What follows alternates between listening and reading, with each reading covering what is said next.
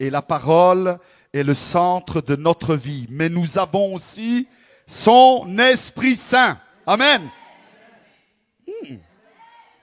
Est-ce que nous sommes pentecôtistes?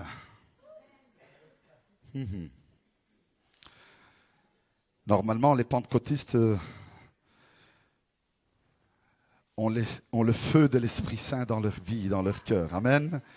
Et n'attendent pas qu'on les pousse à louer Dieu. Ils louent Dieu naturellement. Hein? Quelqu'un qui est vivant ne fait pas l'effort de respirer.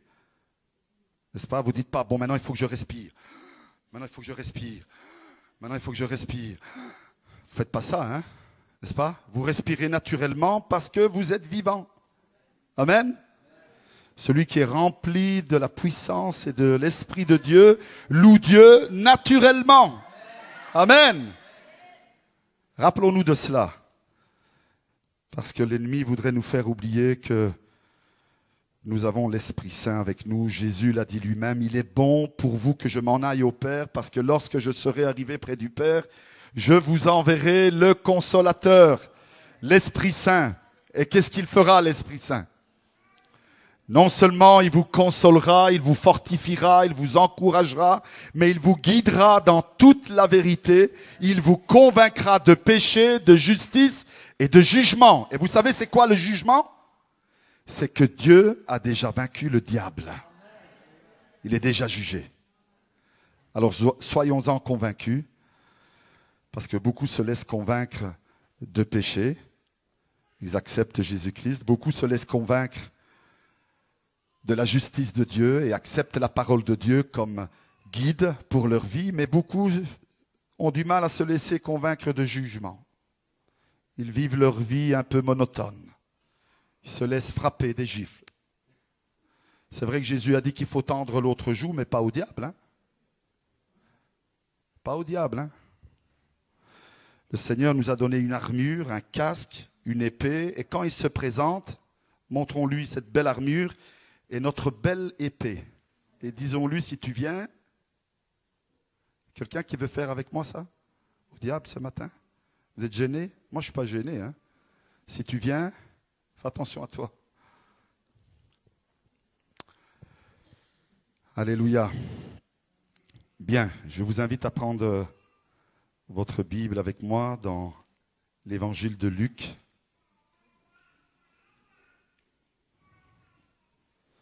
Aujourd'hui, beaucoup d'entre vous, vous avez une Bible électronique. Utilisez que votre Bible électronique. Hein. N'allez pas voir vos emails en même temps, vos petits messages. C'est pour ça que moi je prends ma Bible en papier, parce que je suis tenté. Je demande pardon à Dieu avant et même à l'Église. Si je prends mon téléphone et je vais lire ma Bible, il n'y a rien à faire, je vois que j'ai 4-5 messages, 7-8 emails, et je me dis peut-être qu'il y a un message urgent. Parfois c'est vrai, parfois c'est simplement quelqu'un qui me dit bonjour.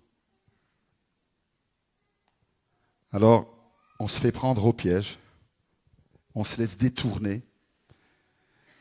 Et comme le dit Job, le Seigneur parle tantôt d'une manière, tantôt d'une autre.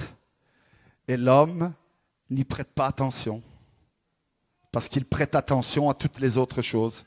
Alors si vous êtes fort pour dire, moi je peux lire la Bible dans mon téléphone sans me laisser tenter pour aller à autre chose, continuez à utiliser votre téléphone.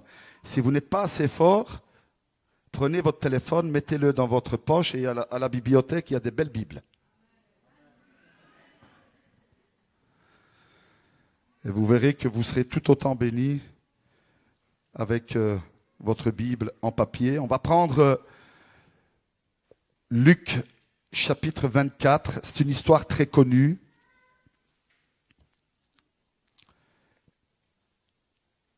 C'est les disciples, 2 disciples sur le chemin d'Emmaüs.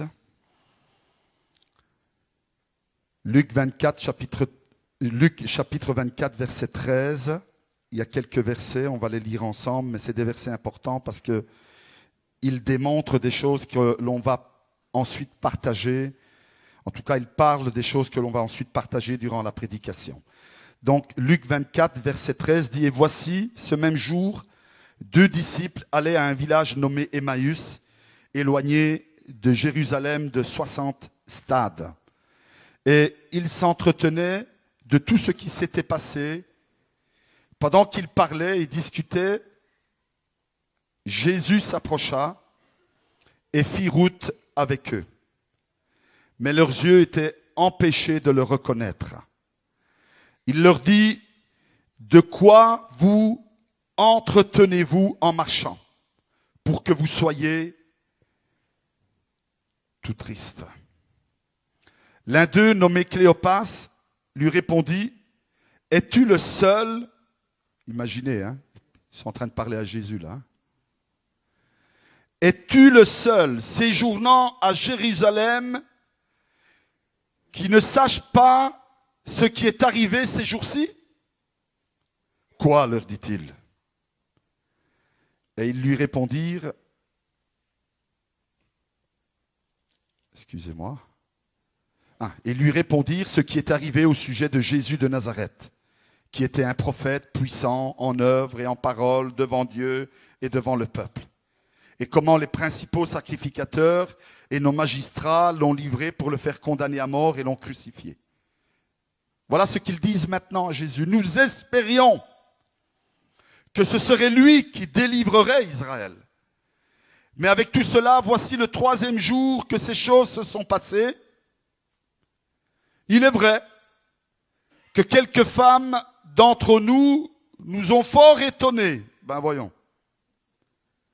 S'étant rendues de grand matin au sépulcre et n'ayant pas trouvé son corps, elles sont venues dire que des anges leur sont apparus et ont annoncé qu'il est vivant. Quelqu'un de ceux qui étaient avec nous sont allés au sépulcre et ils ont trouvé les choses comme les femmes l'avaient dit, mais lui, ils ne l'ont point vu.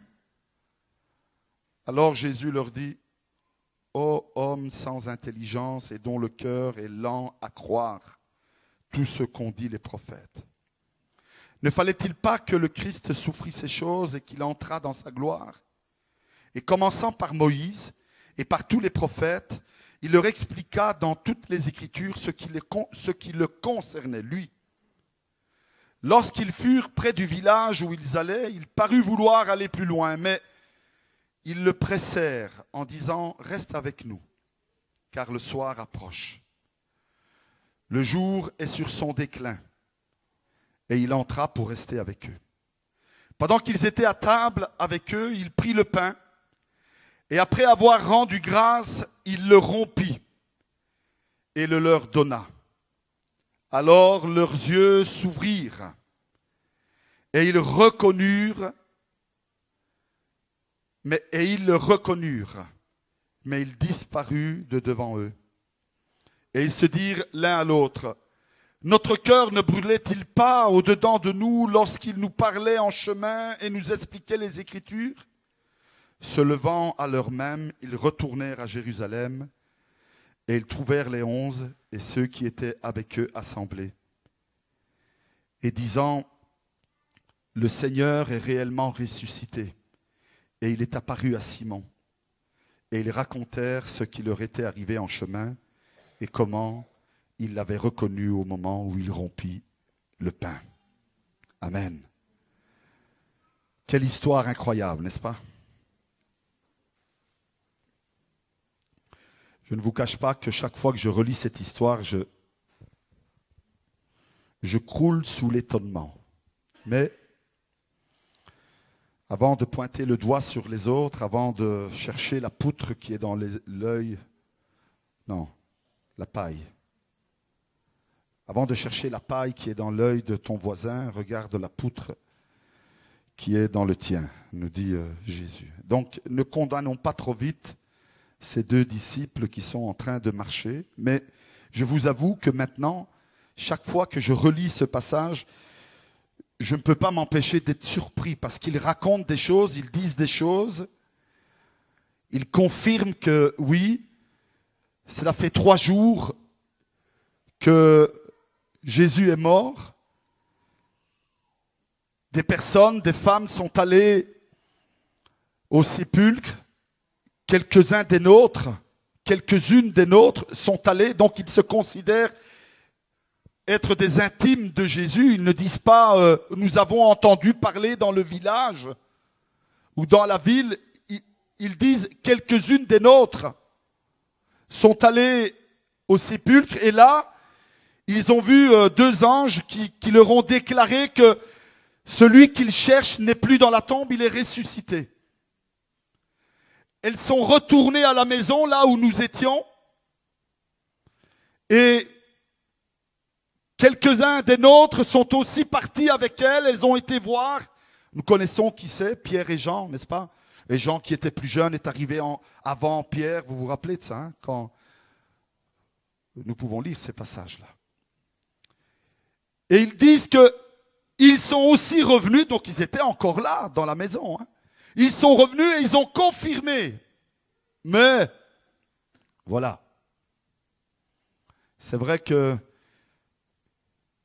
il nous avait dit que nous devions l'attendre, mais nous avons quand même pris la décision d'aller à Emmaüs. C'est quand même incroyable, n'est-ce pas? Je ne sais pas si ça vous étonne tout cela. Moi, ça m'étonne d'une certaine façon, mais d'une autre, ça ne m'étonne pas. Je suis convaincu que ce matin, au milieu de nous, il y a des personnes qui sont dans la même condition que ces 2 disciples. Je parle spirituellement. Pourquoi tu dis cela, pasteur? Parce que je crois que je vous l'ai déjà raconté. Jusqu'à l'âge de 19 ans, j'ai fréquenté les cultes, prières du mardi, culte du jeudi, réunion des jeunes du dimanche matin, culte du dimanche après-midi. Et j'étais un de ces 2 disciples d'Emmaüs, dans la maison de Dieu, mais n'ayant pas la foi. Ou, plutôt, ayant eu la foi, mais l'avoir perdue à cause de la déception. Ils sont déçus. Ils croyaient que. Nous pensions que. C'est fort, vous savez. Beaucoup de personnes acceptent le Seigneur. Il y a là quelque chose de très fort. Hein? Beaucoup de personnes acceptent le Seigneur et croient au fond d'eux-mêmes que lorsqu'ils entreront dans ce chemin avec le Seigneur Jésus-Christ, plus jamais rien de mal ne doit leur arriver. Plus aucune maladie, plus aucun lumbago. Hein? Plus aucune grippe, plus aucune fièvre, plus aucun problème, plus aucune situation compliquée financièrement parlant, plus aucune situation difficile dans son couple, plus aucun problème sur son lieu de travail. Et beaucoup, après quelque temps qu'ils marchent avec le Seigneur, ils sont déçus. Déçus des chrétiens, déçus parfois du pasteur, déçus qu'ils ont des projets et il semble qu'on n'en tienne pas compte, déçus que peut-être ils ont reçu un appel de Dieu et il semble que personne ne le voie. Ils sont déçus. Alors ils décident de faire leur propre chemin. Ils prennent leur direction. Ils connaissent les ordres, la volonté, le plan de Dieu pour l'Église, pour le peuple de Dieu, mais ils décident de prendre leur chemin, leur direction. Et ils s'engagent. Ils avancent. Ils marchent. Mais vous savez, il y a là quelque chose de très fort encore. On peut prendre la direction qu'on veut. On peut venir à l'église en étant déçu. On peut marcher en faisant semblant. Mais Jésus n'est jamais loin. Il n'est jamais loin. Si vous vous rappelez, chaque fois que nous présentons des enfants, je parle des 3 engagements. Vous vous rappelez de cela? Qui se rappelle des 3 engagements? Il y a quelqu'un qui pourrait les dire? Si vous vous rappelez, le premier engagement, c'est lequel? Celui de Dieu. Le deuxième engagement, celui des parents. Et le troisième engagement, celui de l'Église. Premier engagement de Dieu, c'est quoi? C'est de faire grandir en grâce et en santé. Donc Dieu s'engage. Il dit, je vais faire tout ce qu'il est nécessaire pour que cet enfant grandisse en stature et en sagesse. Ce qui veut dire qu'à tout moment de sa vie, à chaque instant de sa vie, jusqu'au dernier moment de son souffle de vie, parce qu'il a été présenté à l'Éternel, le Seigneur s'engage, même comme le larron sur la croix, à faire en sorte qu'il meure à côté d'un homme de Dieu, pour qu'au dernier instant, une infirmière vienne dans la chambre. C'est arrivé dans cette église. J'ai eu le témoignage cette semaine. Au dernier instant, cette âme puisse donner son âme à Dieu. C'est à cela qu'elle s'engage, l'engagement du Seigneur. Et il n'est pas... C'est intéressant, non? C'est intéressant, non? Il y en a qui disent, oui, mais moi, je n'ai pas été présenté à l'église. Tu l'as été au moment de ton baptême.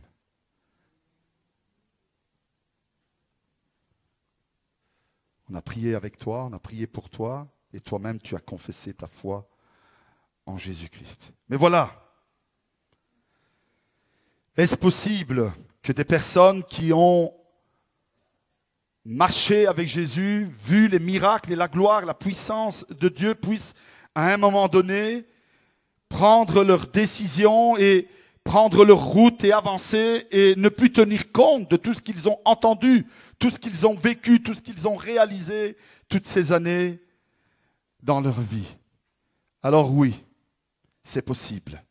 Et ce chemin d'Emmaüs, c'est quelque part le chemin de la désobéissance, où des personnes qui, malgré qu'ils savent, qu'ils comprennent, qu'ils connaissent, qu'ils ont expérimenté dans leur propre vie ou vu de leurs propres yeux, décident à un moment donné de désobéir et de faire leur route, leur chemin, d'aller à Emmaüs, alors que Jésus leur avait dit de rester à Jérusalem et d'attendre la descente et la venue du Saint-Esprit. C'était ça qu'il leur avait dit.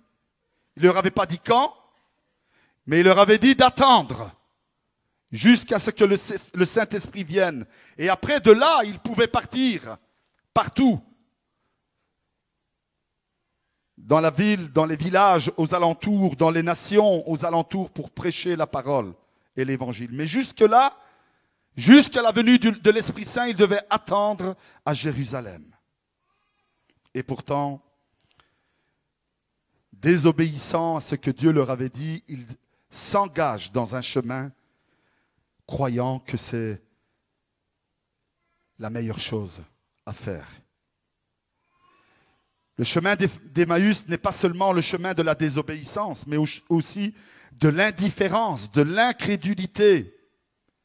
Malgré que les femmes sont venues raconter que le corps de Jésus n'était plus là, malgré qu'ils disent que les deux anges leur ont apparu, malgré que Pierre et Jean vont au sépulcre et reviennent en disant « Nous confirmons ce que les femmes ont dit », ces deux personnes totalement indifférents, totalement incrédules, prennent la décision de faire ce qu'ils ont dans leur tête. C'est terrible. Je suis maintenant pasteur de cette église depuis plus de 18 ans, bientôt 19 ans. Et combien de fois j'ai vu des chrétiens, malgré qu'ils savent, qu'ils connaissent, qu'ils comprennent, qu'ils ont vécu leurs expériences, ils décident de s'engager dans la direction qu'ils ont dans leur tête. Certains sont retournés à Jérusalem. Certains ont compris, mais beaucoup se sont perdus en chemin. Beaucoup n'ont plus jamais retrouvé le courage, la force de retourner. Ils se sont arrêtés là et là où ils sont aujourd'hui, ils savent qu'ils ont fait le mauvais choix. Ils savent qu'ils ont pris la mauvaise direction. Ils savent ce qu'ils doivent faire, mais ne prennent plus la décision de retourner.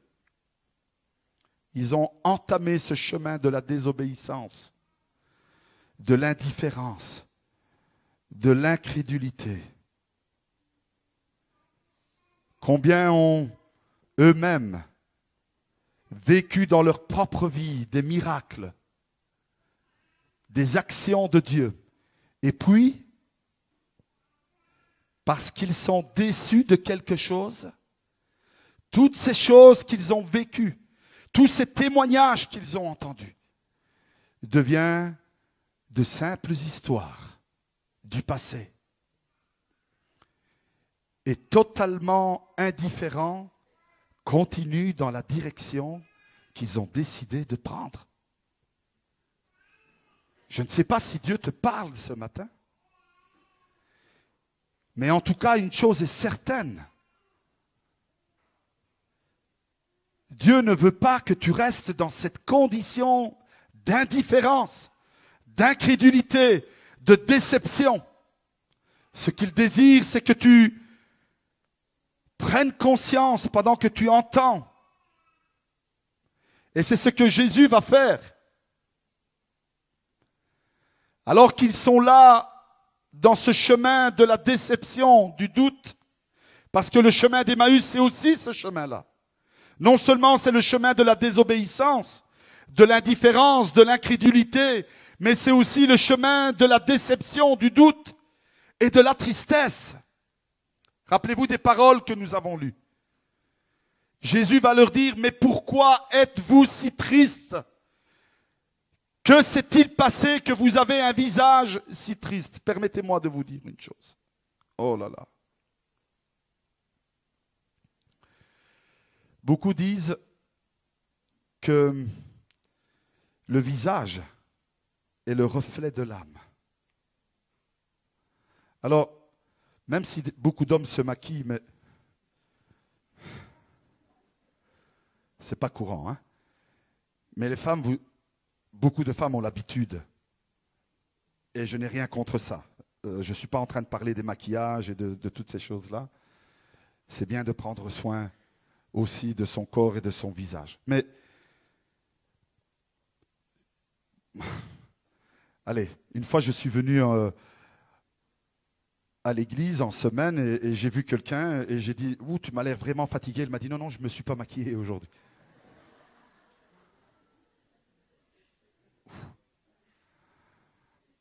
Voilà. Alors oui, on peut mettre quelque chose, mais il y a un mais. On verra quand même. Le maquillage peut cacher les rides, peut rajeunir un peu le visage, peut allonger les traits, peut rendre les lèvres pulpeuses. Hein? Mais vous pouvez mettre tout le maquillage, sauf si vous vous maquillez comme un clown. Vous pouvez mettre tout le maquillage que vous voulez, ça ne vous donnera pas un sourire, c'est pas vrai? Sauf si vous vous maquillez comme un clown. Mais avec tous ces films qu'ils ont fait avec des clowns méchants, aujourd'hui, quand on voit un clown, même les enfants et surtout les parents, si vous voyez débarquer un clown dans votre maison, vous dites « Oh, c'est pas le film... Enfin, je ne sais pas le titre, mais... Il y en a qui flippent quand ils voient des clowns. Donc, à moins qu'on mette un maquillage énorme pour faire un sourire, on ne pourra pas cacher la tristesse. Jamais. On peut venir à l'église. Et moi, je me rappelle de ces paroles qui m'énervaient à tous les cultes. Je parle sincèrement. Hein. J'arrivais à l'église et le responsable des jeunes, parce que j'allais à la réunion des jeunes, me disait « Qu'est-ce qu'il y a qui ne va pas, Frédéric ?» Moi, je disais « Mais tu vas me foutre la paix. Hein »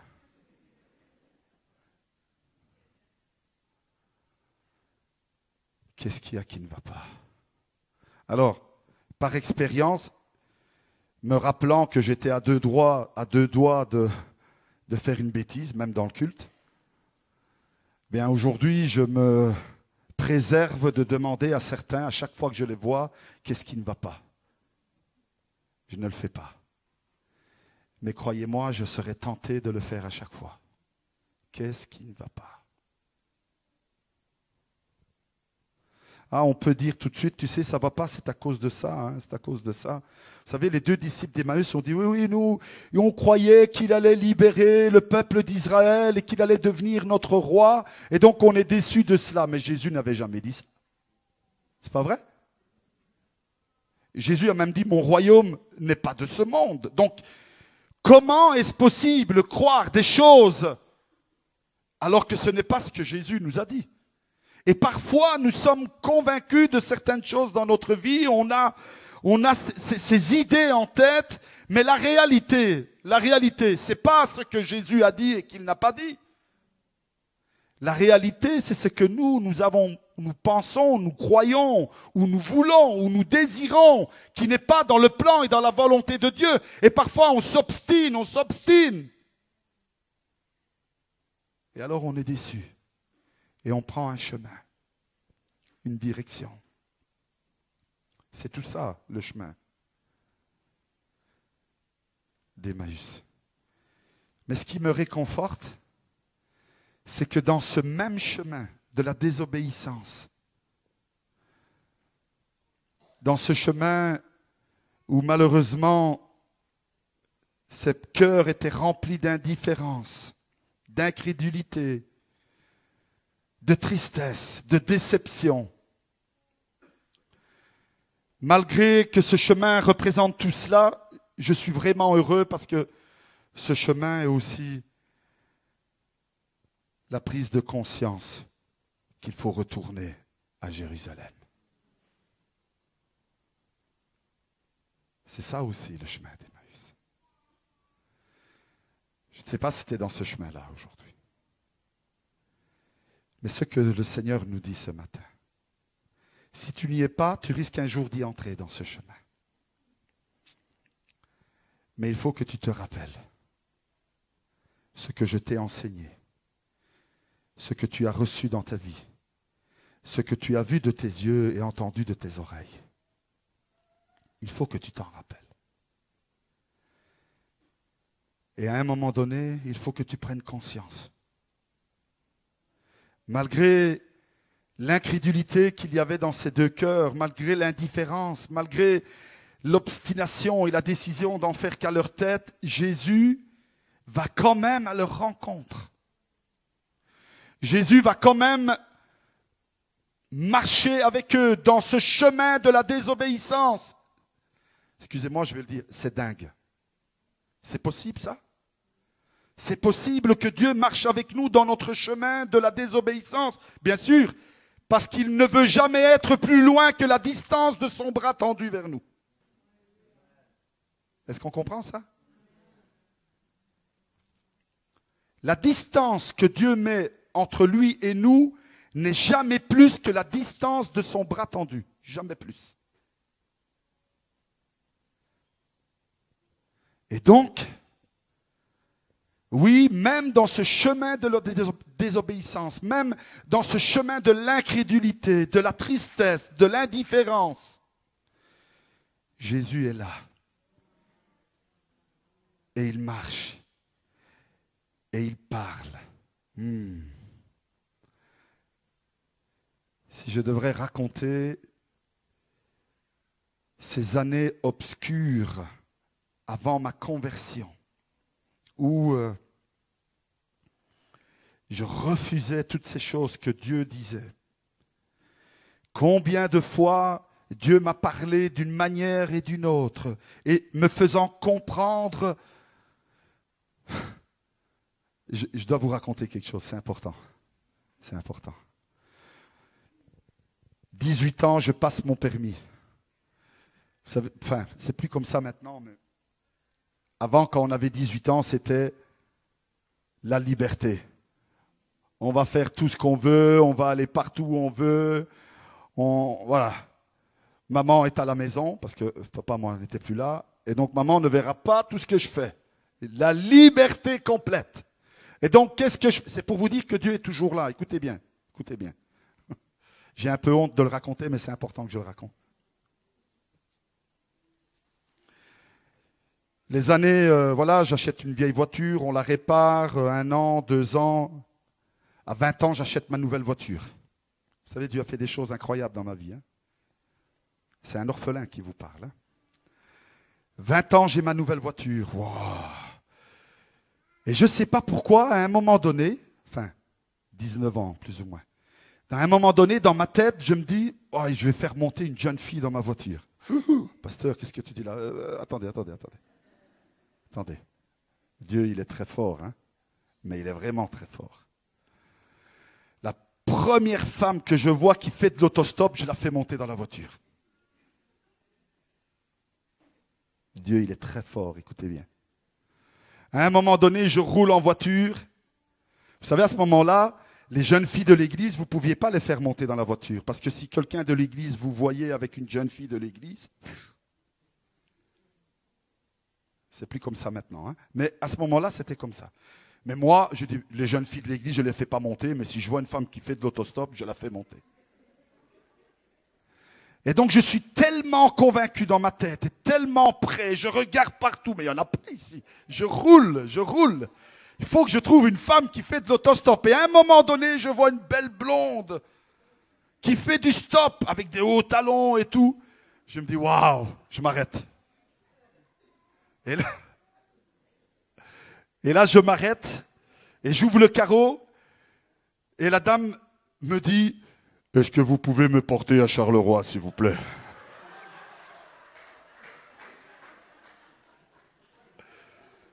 Et je vois qu'elle avait un peu de barbe ici.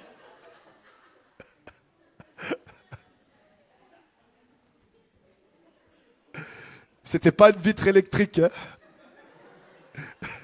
J'ai démarré, j'ai fermé mon carreau en roulant.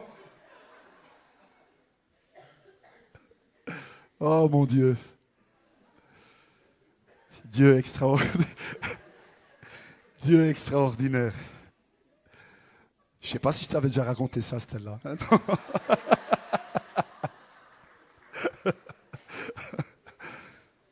Seigneur est merveilleux. Vous voyez des situations comme ça. Seigneur, il sait ce qu'il doit faire avec nous. Hein. J'étais dans le mauvais chemin, dans la mauvaise direction, mais il était avec moi dans la voiture et il m'a fait arrêter à côté de la personne qui m'a convaincu qu'il ne fallait plus jamais que je m'arrête devant une belle blonde qui fait du stop. Et vous savez, j'en ai vu d'autres après. Hein. J'ai dit, une fois, je me suis fait avoir. Le Seigneur n'est jamais bien loin. C'est vrai que ça fait rire ces choses. Écoute ce que le Seigneur te dit ce matin. Même si tu es dans le chemin de la déception, même si tu es dans le chemin de la tristesse, même si tu es dans un chemin rempli de problèmes et de difficultés, retourne à Jérusalem. Retourne à Jérusalem. C'est là que tu trouveras ce que tu as besoin pour avoir la paix dans ton cœur. C'est là que tu retrouveras les forces, le courage, celui de pardonner, celui d'encourager, celui de te fortifier. C'est dans la présence de Dieu, c'est à ses pieds, c'est en reconnaissant tes erreurs et en les confessant et en prenant la décision de marcher dorénavant avec lui, mais surtout de lui obéir, que tu trouveras la paix, la joie, la sérénité dans ta vie. Le Seigneur est fidèle. Je termine. L'histoire nous dit que pendant plus de 3 heures, il va leur parler, leur raconter. Et à un moment donné, il va accepter cette invitation d'aller avec eux à cette table. Vous savez, il y a 2 manières de voir la Sainte Seine. Il y a ceux qui disent que dans la Sainte Seine, il n'y avait que les 12. D'autres disent que dans cette pièce, cette chambre haute, il n'y avait pas que les 12. Il y avait aussi les femmes qui les servaient. Il y avait aussi les hommes qui avaient marché avec Jésus. Peut-être que les disciples ont pris en premier la Sainte Seine. Peut-être qu'il n'y a que eux qui l'ont pris. Nous ne savons pas. Ou en tout cas, on peut comprendre que cela a été comme cela.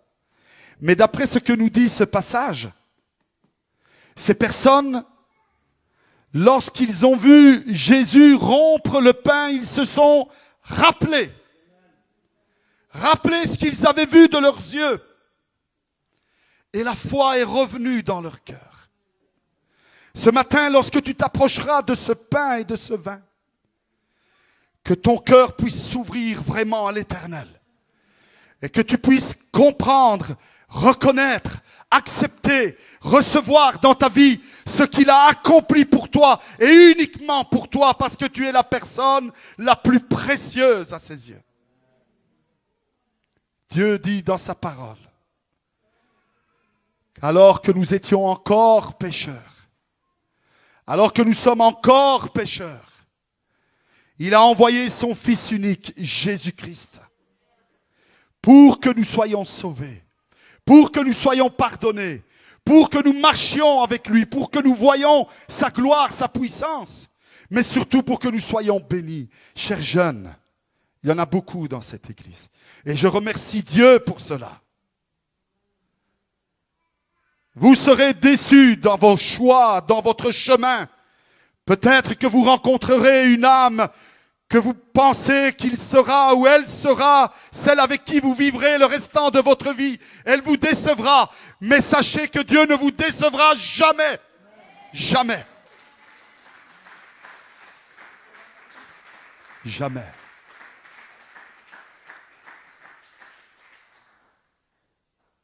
Un homme ou une femme peut vivre des années avec nous et puis à un moment donné dire « Je ne ressens plus rien pour toi, je m'en vais ». Cela pourra arriver. Et être déçu. Peut-être qu'un jour, à un moment donné de notre vie, il y aura une séparation, non pas parce qu'elle a été voulue, mais parce qu'il y a eu un décès. Et nous pourrions entrer dans ce chemin. Retourne à Jérusalem. Appuie-toi sur Dieu. Confie-toi en lui. Confions-nous en l'Éternel, mes frères, mes sœurs. Apprenons que lorsque nous sommes avec lui, nous avons tout ce dont nous avons besoin pour notre vie. Jésus va leur dire, hommes sans intelligence et dont le cœur est lent à croire. Et là, ils vont comprendre, ils vont se lever et ils vont retourner à Jérusalem. Puisse Dieu convaincre nos cœurs, frères et sœurs. Peut-être qu'aujourd'hui, nous sommes à Jérusalem, spirituellement parlant. Peut-être que certains d'entre nous sont sur un chemin qui les éloigne de Jérusalem, spirituellement parlant. Mais ce matin, retourne et reçois ce que le Seigneur a préparé pour ta vie. Inclinons nos têtes quelques instants. Seigneur Dieu, ta parole est vérité. Elle est arrivée à nos cœurs, Seigneur. Seigneur, par discrétion, je ne voudrais pas mettre dans l'embarras qui que ce soit ce matin. Tu connais les cœurs, Seigneur. Tu sais s'il y en a quelques-uns parmi nous qui sont dans ce chemin de la tristesse, ce chemin de la déception. La tristesse et la déception nous portent à l'indifférence, à la perte de notre foi, mais surtout à nous éloigner de toi toujours plus.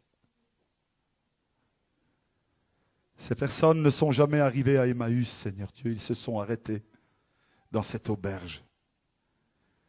Et tu as profité de ce temps, Seigneur Dieu, pour leur montrer que tu ne les avais pas rejetés, mais que tu les rappelais à toi. Seigneur, ce matin, ce lieu et cette auberge